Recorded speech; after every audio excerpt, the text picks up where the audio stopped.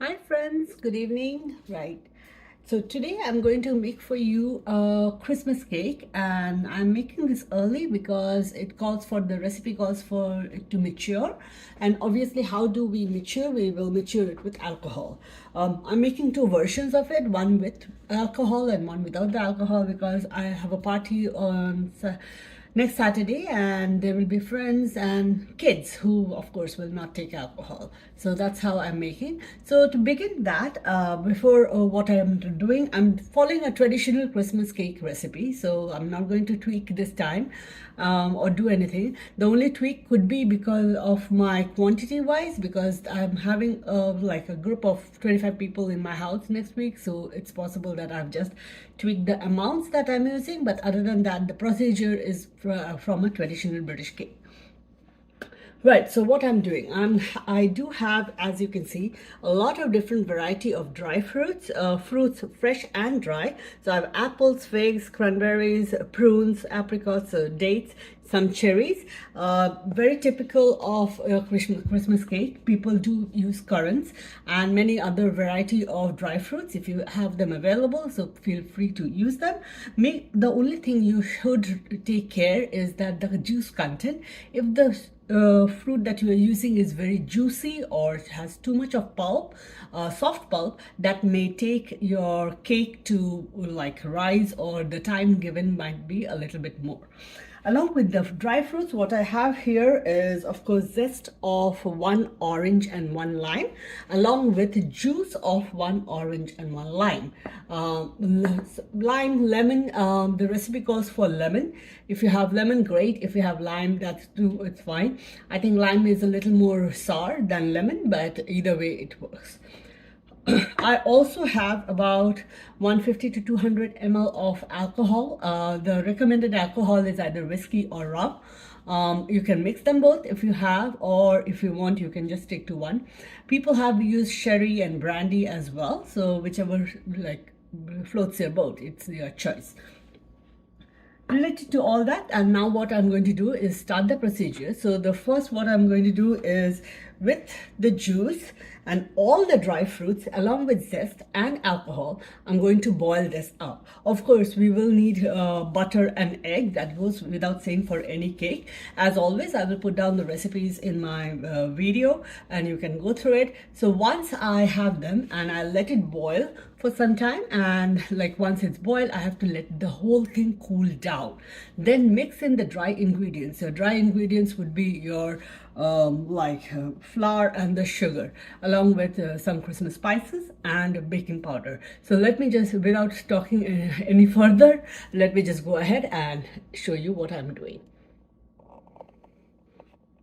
All right.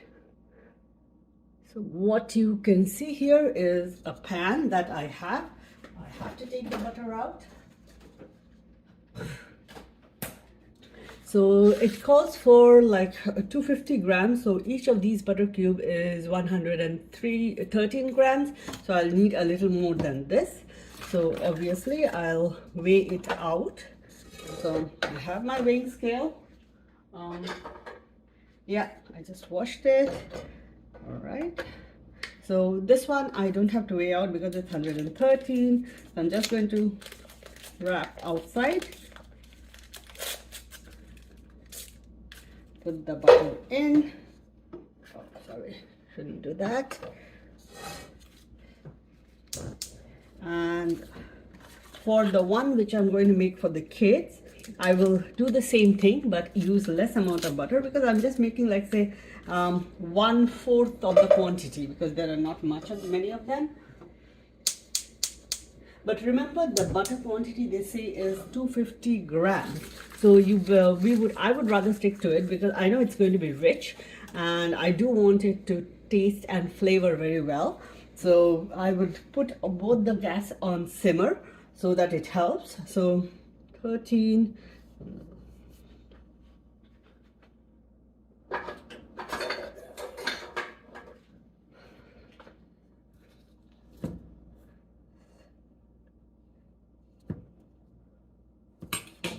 Goes on the butter right here. This one too.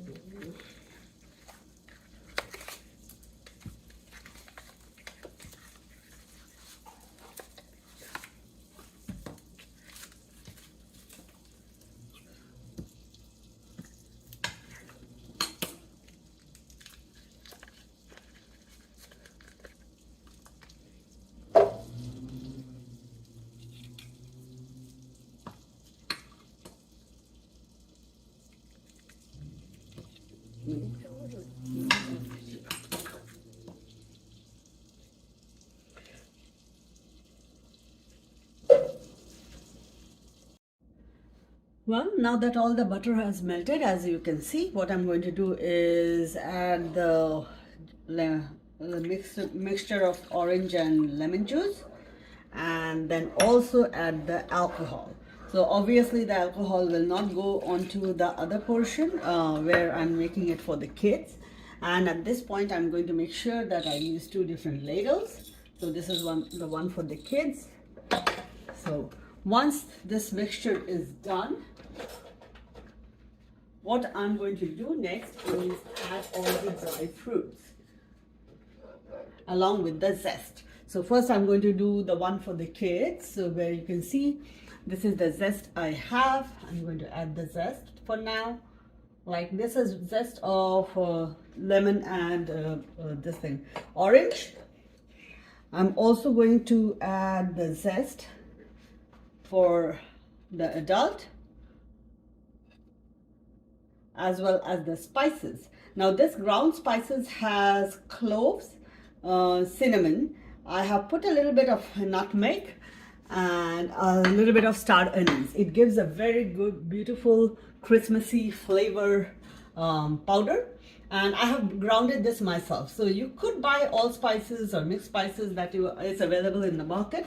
But I feel it's always nice because we, like in my household, I don't use this as often.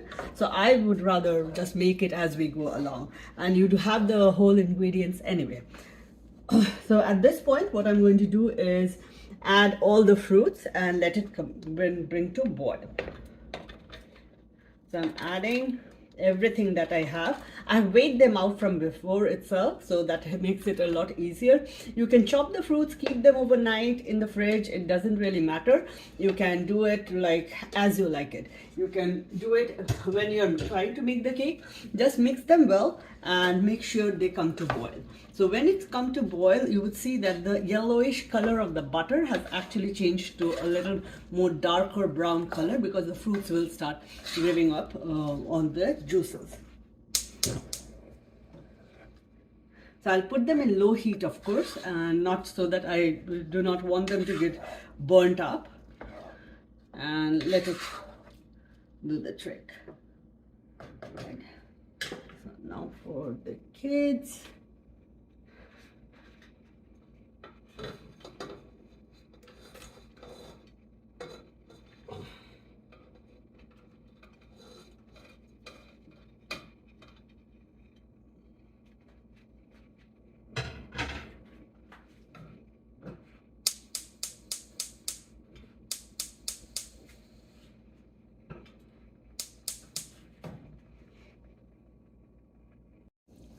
All right, so as you can see now, I think it's very visible, clearly visible that it is boiling at the minute.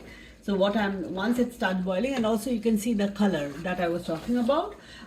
It changed from the yellowish color of the butter to now it's more brown. So once it has started to boil now, so I'm just going to let it boil for 1 or 2 more minutes, and I will put off the flame and let it cool down for half an hour before we move on to the next step. So when we move on to the next step, I'll get back to you. See you soon. All right, so now what you can see here is that because it has cooled down, and what I actually did is to put them under a ceiling fan or a table fan for that matter. It makes it cool down quicker. So at this point, what I'm going to do is add all the dry ingredients. Now, obviously to the ones which is for the adults that I'm making with the alcohol, you add your flour, you add your baking powder, you add a certain amount of almond flour as well, or basically almond powder. You can make it at home or you get it readily available in the market. You add the eggs at this point and mix them well, but this time you do not need any heat. So this is very fine. It's all without the heat. If you can still add the almond flour to the one which you're making for the like non-alcoholic one as well, but please make sure that you have people who are like going to have the cake are not allergic to nuts. So that's a very like, and if you feel that it's lacking or you need a little bit more of any powdered form or powdered substance, just add some more flour to it and it's going to be fine. So what I'm going to do here, what you can see is that I have my flour, I have my measured out baking powder. So I'm just going to add that out here, both of them, and mix well. The only thing about mixing well is that make sure that you do not have any pockets. By pockets, you mean that sometimes what will happen is that when you're adding stuff, it will have like some lumps of flour. You do not want that there. So make sure that you mix it well. With this, I'm going to add some sugar, which I have already measured out. At this point, you can keep them aside. A little bit of vanilla essence, and then I'll add the eggs. Together with everything else, I'm just going to give it a good mix. So I'll show you the eggs. So the amount that I'm making calls for 4 eggs. So I'm going to add the 4 eggs.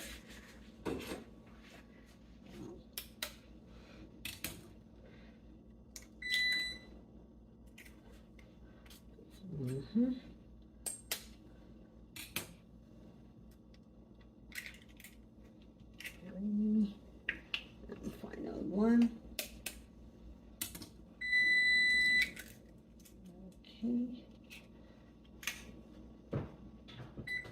Okay. And now I'm just going to mix the whole thing together. I didn't add the almond flour. Now it does look like a huge amount, but trust me, when you are actually, this cake doesn't rise so much. So when you are having it, or when you are like getting it done or baking it, you will see that it didn't, like, for this amount you will expect a huge rise, which is not going to happen because this is a very heavy cake. And especially with the alcohol, and once when you mature it from time to time, every other day, you would just see that it will become so rich that it's not like you can have a whole huge piece of it in one go.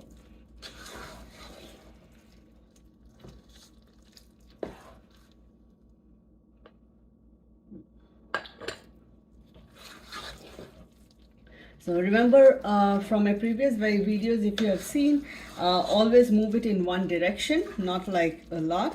And itself, you can see that the batter here is pretty thick. It's not going to go down to any thinner than this. If at all you feel that you cannot move the ladle, that is, it's becoming too harsh, you may add like a little bit of water, and that too I would say little, like in small quantities, to loosen it up. But do not add too much because you don't want it too loose either.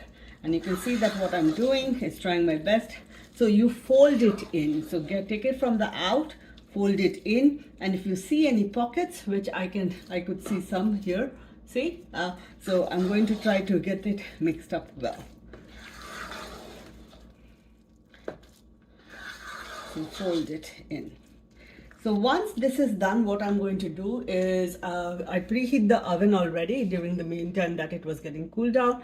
I prepared my tin for baking. So what I have done here, the recipe actually calls for parchment paper, but if you don't have it, that's okay. You line your baking dish with foil, and then you butter it up and you sprinkle some flour onto it. The reason why we sprinkle the flour is so that the cake finally when it is done, it does not stick to the surface of it. So this is what I'm going to do, and I'll bake it for like an hour, and then from there I will let it cool down and pour some alcohol to mature it. As we go along, I'll show you the next steps. Okay, so now that the cake is done after an hour, and what you can see here is this is how it looks like. What I'm going to do is the idea of making this cake is that you should do it in slow cooking. Some recipes may suggest lower than 180C or 350F. That's perfectly fine. If you are in doubt in between, obviously let it at least go on for 50 minutes, and then you can put in a skewer to check that it does not come out sticky. It comes out clean. Once it comes out clean, you are more than welcome to take it out. So what I did at this point is, now I have this kind of butter knife, so I'm going to poke holes in many of them. Okay, the whole idea is that because this has to mature with alcohol, and that I'm going to put the alcohol in here little by little. Obviously choice of rum, whiskey, sherry, brandy, whichever it suits you, whichever you have, you're more than free to use if you like.